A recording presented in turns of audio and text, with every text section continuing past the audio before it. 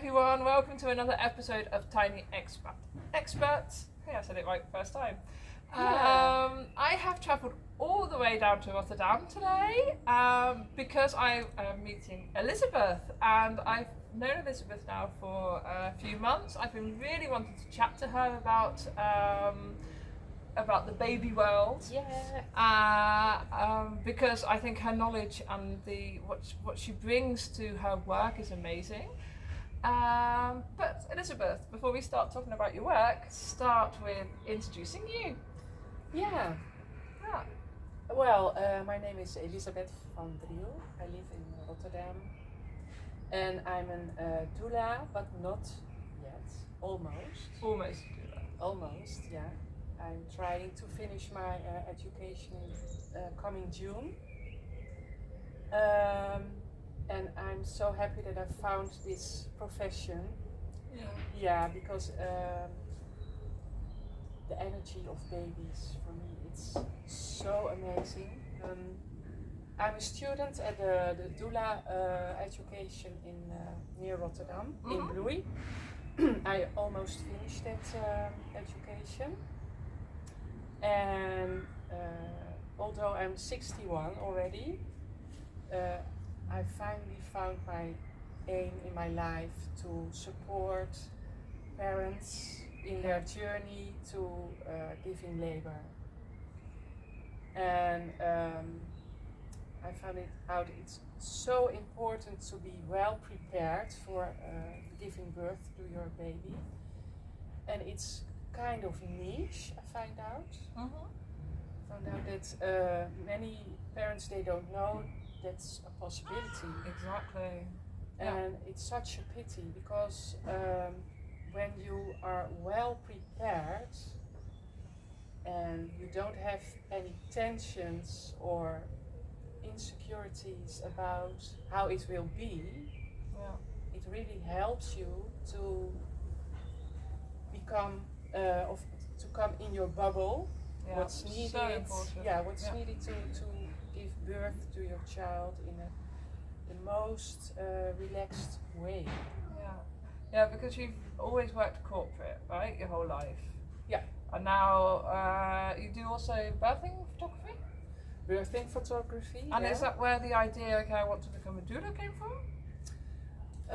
Well, I met Sophie Bos. She's a very famous birth photographer and doula. She's mixing it up. And in the introduction, she asked me, why I don't understand why you are not a doula. Because you are so interested in babies and making it more easy for people to give birth to their baby. So I started as a birth photographer, but she motivated me to start the doula education, and that was the best decision in my life. Yeah, because you quit your job, right? And now you're doing this full time. Kind of, because of I'm not finished yet with the education. They see that, because of my age, I think, but also of my life experience, the person I am. So the person that you are, so important, and that's something that we were just talking about as well, because we should have started filming an hour ago, but we've actually just spent the whole time of just chatting, and then we're like, okay, we should have filmed that, but we didn't. But that's something we were talking about earlier, was it's so important to have the right kind of people in the room during the birth, and that's not something you can learn in the classroom. That's something that you learn, that you bring your experience, you bring your personality, you bring your who you are to being a doula. And if you don't have that connection with the parents, then that's not personal. That's just the fact that you don't click. So somebody else needs to do that. So that's what you say, the connection, to feel to be connected with the parents. That's number one. So when we have a first meet and greet, then it's also for me important to find out if I feel that click. Yeah, definitely. And have you had it that you've said, I don't feel this click, this is not going to work? Or? No. Not yet. I have. Yeah, I can imagine. That's what we are talking about also in the education. Mm-hmm. What's your where do you feel boundaries? Yeah. Yeah, and that can be the case, but I didn't. You haven't experienced it yet. Experience Because the difference with me, of course, I'm a kraamzorg, I'm a maternity nurse, so I don't get that support. Just get to support the family before the birth. I literally walk in and the woman is already halfway through her labour and I have to adapt. Yeah. I have to, okay, what's needed? Yeah. You get to know the people, you are there for her and him, and that's it. That's your task, is to make sure that they are okay. Yeah, emotionally okay. Yeah. And but I've been walked into a room before and the woman looked like she was going to murder me. And I was like, okay, I'm going to have to stay in this room. During the birth, she also threw up on me. Oh, wow.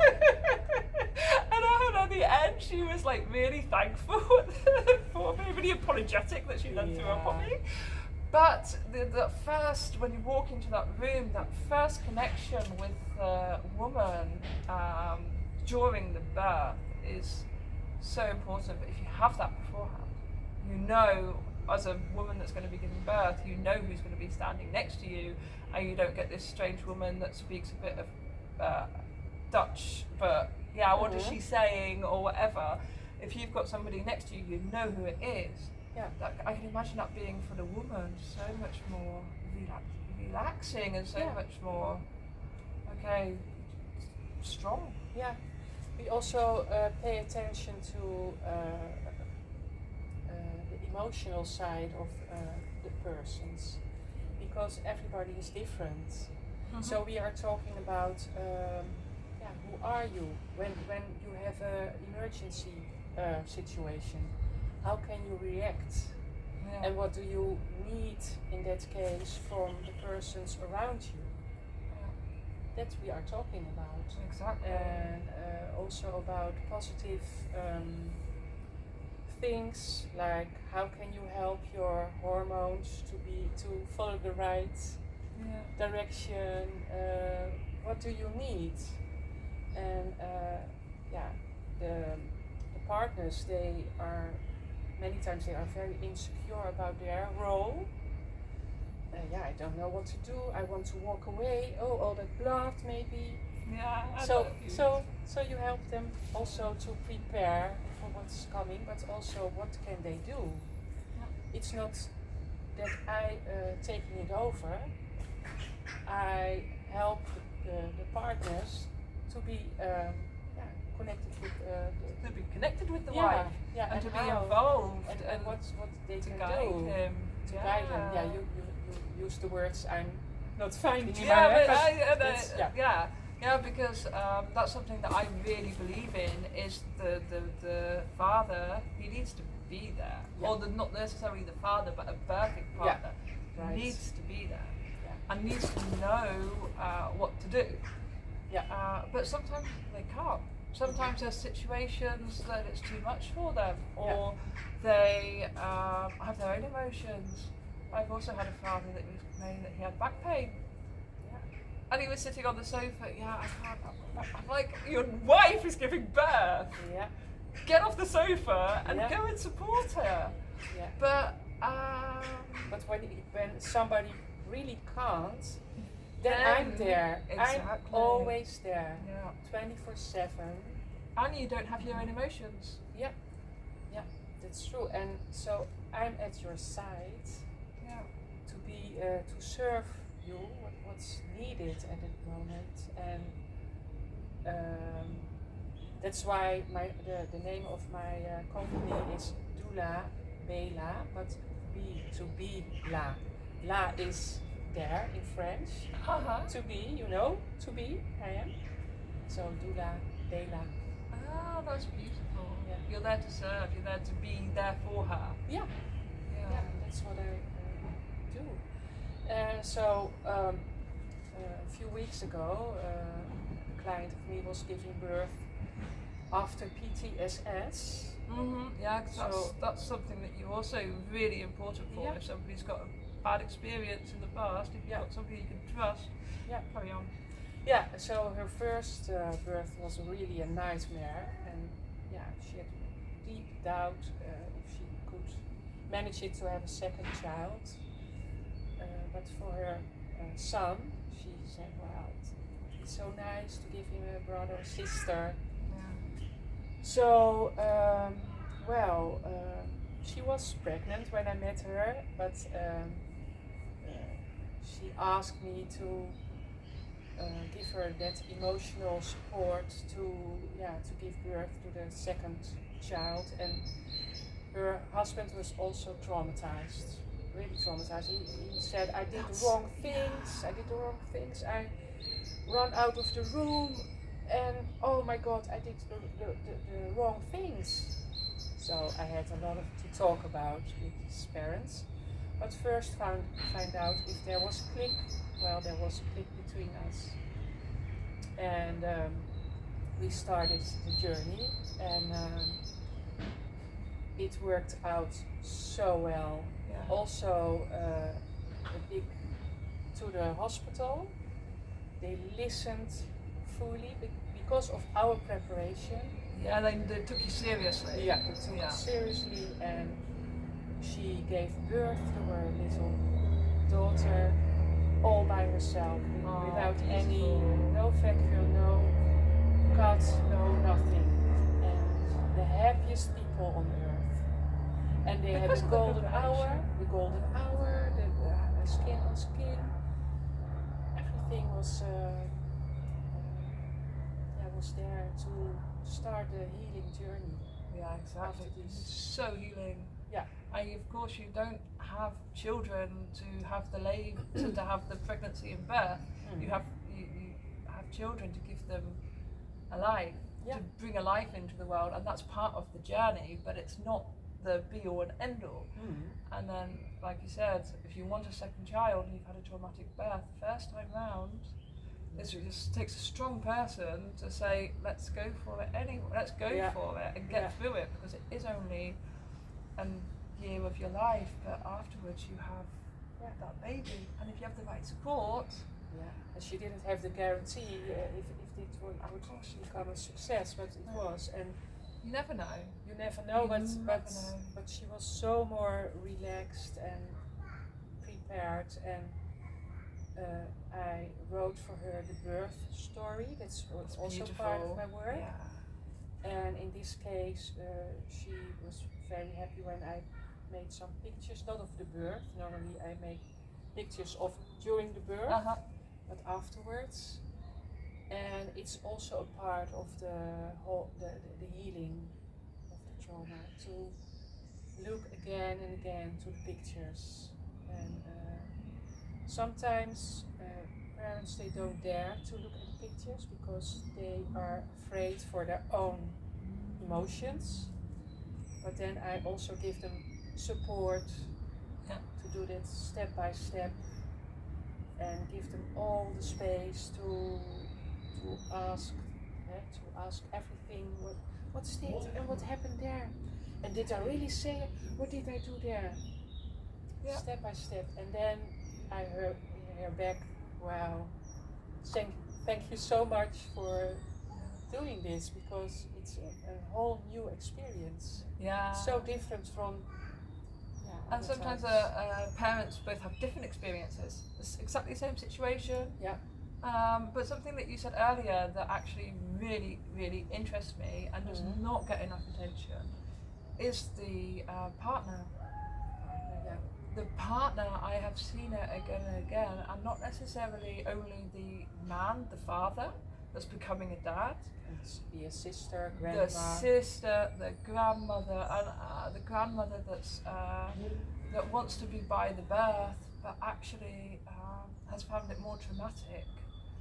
I really see the people watching or supporting the woman giving birth, and then they're like, yeah, but we're not allowed to have our emotions because it's the woman going through the birth, but it's still your emotions, it's still your process. You've just experienced the person that you love doing something that caused her pain. You've just experienced the baby with a bad start or whatever. It does something to you as well, and that's something that is not recognised. I think it's very much mother, but also the person standing next to. And I think in my work, because I don't work with doulas very often, a pity for me. It's a real pity. Not for me, but for the parents. Yeah, for the parents, because I have seen it. I think, oh, mate, you should have had a doula. You should have had somebody that was emotionally not attached. Yeah, but there. But there for you. Yeah. And but also, sorry, but the preparation is so important to talk about all kind of scenarios, not to scare them, but to be realistic. And like I had a single mom and her mother was there, and I felt that they really had a good connection. But I was talking with them about, but what if there is an emergency? How do you react then? How do you know? Can you memorize some kind of emergency situation, and how did you react? So that's the way we talk about preparation and what are we going to do, and put that in the birth plan. So in that case, the baby had to go to the intensive care. And I was so happy that we prepared this, because you can be prepared, you can say, but we decided that I stayed with the mom, and the grandma went with the baby to the intensive care. And because we already had this scenario talked through, it was not really traumatizing, because you knew what was happening. You didn't have to ask any questions. It was clear. This is what's going to happen. She's going. I'm staying. You're not on your own. That's it. That was very. I was very happy that we talked it through in advance. I've had one couple that wanted my support before birth, so I did especially for them. I did training for them, and I went to the house and I spent 4 hours with them, teaching them everything that they needed to know, and with what ifs. What ifs? What ifs? She wanted a home birth. She wanted a bath at home. And they wanted the doors shut. It's like their culture, 2 weeks is the doors shut, nobody comes in. So we've talked about that as well. And I said, what if something goes wrong? What if you have to go to the hospital? Who is the one person that you know that you can phone, who won't ask any questions, who will just be there? They thought about it, so they agreed with somebody. Okay, if we phone you, you know, not to ask any questions, you know, just to come to the hospital to help us. So they made all these plans, and we did some relaxation, and I taught him how to be her doula. And afterwards, I asked them, how did it go? She got to 8 centimeters before she even had to call the midwife. Wow. Yeah, she was the first child. First child. Oh, okay. So they said she managed it until 8 centimeters, and they were just in time to get the bath filled, and the midwife came and the baby was born. And they said thank you really because of that preparation. So they didn't need the emergency. They didn't have any hassle of anything. So important, But they were ready for it. She was mentally ready for it, and that mentally ready for the birth is so important. That's where you need the support. And whatever support that is for you, that doesn't matter, but that you get the support that you need. Yeah, because I sometimes I meet people, they say, well, we see, we don't need any. Oh, I thought I'd just do that. Yeah, it's my first time. Well, everybody does it. Yeah, but I remember two parents, and I was there as a birth photographer, not as a doula, but then the thing is, then when you see things happening, yeah, I am a doula too. Yeah. And there was also a grandma, so I was talking to her, maybe you can help her sit up in her bed instead of laying on her back. You use your experience. I used my experience, and it was so helpful because the midwife said, well, if it's going like this, I'm going to prepare a vacuum. And I thought, what the fuck? No. Yeah, but maybe it's what's needed, medical, and that's not my. That's not for you to say, no, but you still. So I said, well, let's try this. Come and sit up, movement. Come out of your bed, dance together with your husband. Let's sing. Take a shower. And she was, really? Yeah, let's try it. And then the midwife, she came back and she said, oh, you are one of action. Okay, let's try a bar crook. I don't know the word. Yeah, the sitting thing that you sit on like a toilet. Yeah, let's try a bar crook. And I was so happy because that's a whole different scenario than on your back. With a cut and a vacuum and a sick child and whatever that means for. Yeah. Exactly. So we helped her on she had a epidural, so we had to help her on the bar crook. 45 minutes. The baby was there. So it's no guarantee, but wow. Yeah. And then to say that, I could tell endless stories of situations where the woman needs to get out of her head and get into the moment and stop panicking. And then you see that it goes really quickly. But saying that, it's okay if it doesn't. Sometimes the body doesn't work. That's true. Sometimes it's not your. You can do everything that you want to do, but that head is the baby's head is not in the right place, so it's not happening. Then it's physical. Yeah, there's a problem. There's physical reasons why birth isn't perfect. True. And we can. I think that also needs to be mentioned. I think also it's very important that all the Instagram perfect births that are going on right now, and the home births and everything. Birth is painful. Birth is can be beautiful, but it can also be hard. Very important to say. And even in that time, you need people next to you that you can trust and help you through that situation. So, because you don't know what's going to happen, and if it's first birth or 10th birth, you have no idea. Which is why you need a good team around you to support you. Yeah, so that's true. So I've also experienced planned cesarean.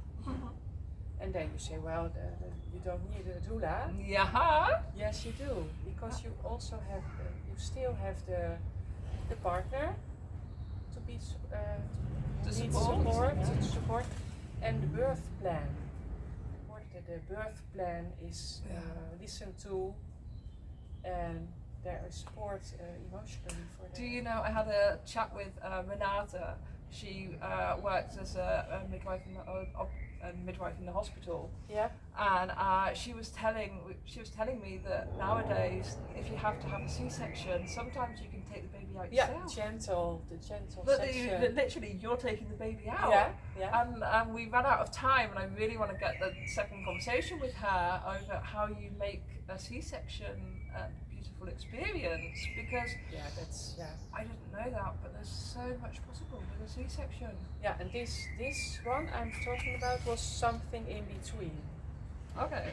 So she was not able to pick it up herself, but afterwards the golden hour started directly, so on the skin to skin, and she was allowed to have a little cap of her own for the baby. And the gynecolog, how do you say it? Gynecologist? Yeah, she was helping to put on she was so gentle in her approach, instead of only for the medical part. So it's changing a lot. And I'm just thinking, we've been talking now for a really long time, but there's so much more that I want to talk to you about, because you're also a baby massager, and that's where we met, was at the baby massage Nederland. And that skin to skin. We could have an all-hour conversation about that. You do stichting still, so that's if the baby is stillborn, you go and take pictures. Now that's beautiful as well. We could do another session on that. Yeah, and I have I'm studying for grief and loss doula. Yeah, exactly. So we can really talk for hours. True. But I think we're going to round this one off. Yeah. I'm so happy that you invited me. Of course, for this. I love chatting to you anyway. So we've got it on film now instead of just chatting without it being on the film. That's really cool. And hopefully we can chat again soon. Please. We can maybe pick a different subject. Please. Yeah. Tell us which subject you want.